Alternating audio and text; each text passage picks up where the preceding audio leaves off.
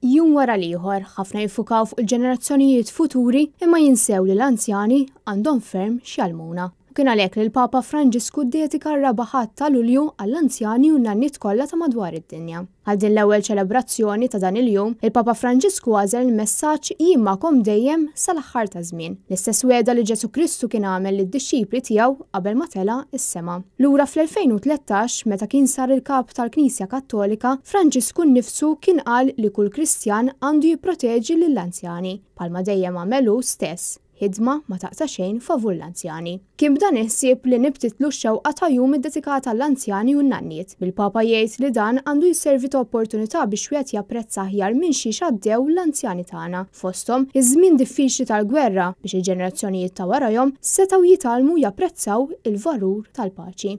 Personalment, u jisellem ukoll in-nanna tiegħu stess, in-nanna Rosa, li jgħid li kienet dik il-persuna li resqit weqreb ta' Alla bit-talb u l-fidi. Kull sena dan il-jum se jkun qed jiġi ċelebrat fl-eqreb ħadd għall-festa ta' San Ġwakkien u Sant'Anna li kienu propju in-nanniet ta' Ġesu.